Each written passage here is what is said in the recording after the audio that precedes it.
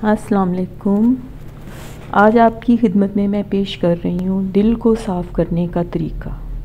माँ जी, आपने अपना दिल साफ़ करना कैसे और किससे सीखा? उन्होंने हंसते हुए जवाब दिया, दूध वाले से। सारा भी इस बात पर हंस पड़ी। फिर कुछ देर कबल जेठानी से फ़ोन पर अपनी तल्ख़ कलामी पर शर्मिंदा होते हुए सास से बोली, पता नहीं गुस्से में मैं कुछ ज़्यादा ही बोल जाती हूँ। वो बड़ी हैं मुझसे, लेकिन उनकी आदतें भी तो देखें पिछली बार भी। खैर छोड़ें, आप बताएं ना माँ जी, जैसे आपसे मैं अक्सर बातें सीखती हूँ। आपने ये बात कहाँ से सीखी? क्योंकि मैं इतने अरसे से आपको देख रही हूँ कि आपने लोगों की शिकायतें कभी नहीं की।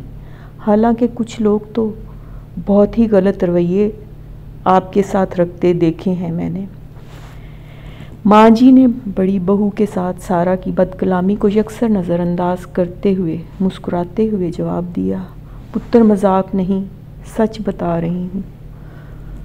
वाकई दूध वाले ही से मैंने सीखा था ये सबक। मैं छोटी सी थी, कोई 12 साल की रही होंगी।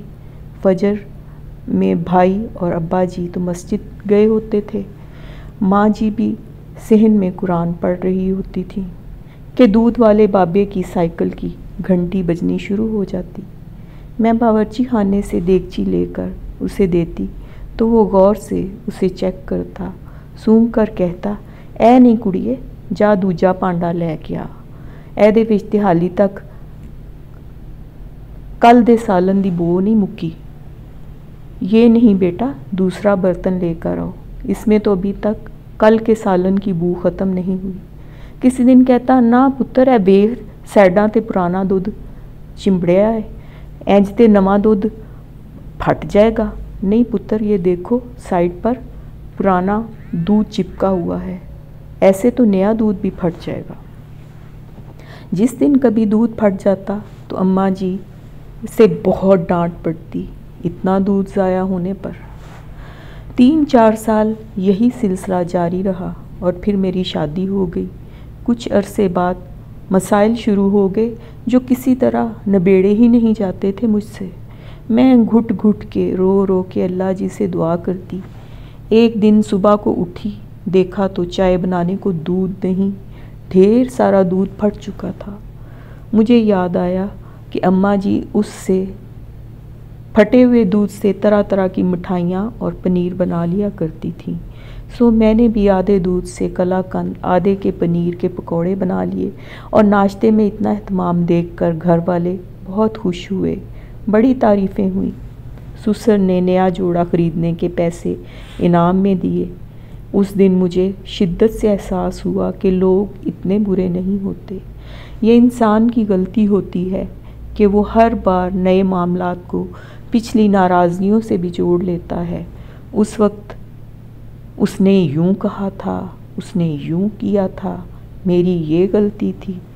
तब समझ में आई कि दिल की देगची को भी ऐसे ही साफ़ सुथरा रखना पड़ता है कि फिर नया दूध फटे भी नहीं और पुराने सालन की बू भी ना आए।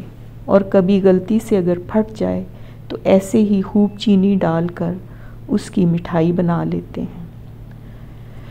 तो साथियों, ये एक मुख्तसर सी तहरीर थी।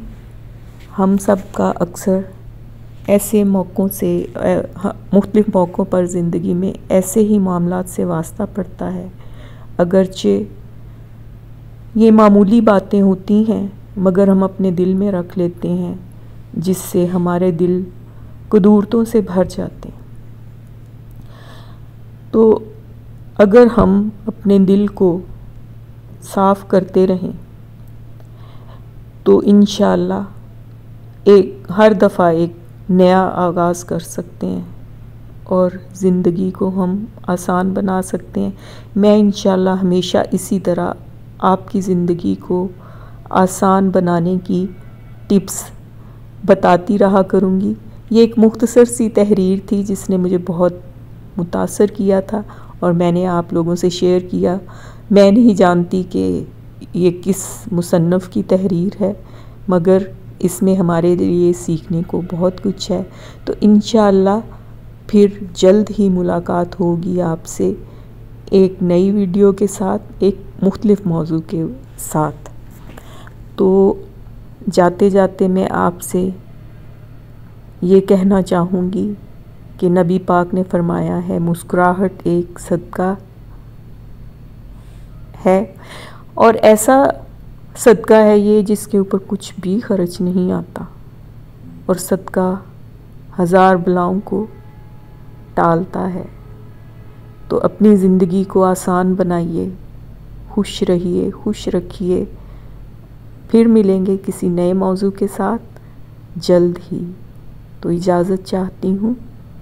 खुदा हाफिज़।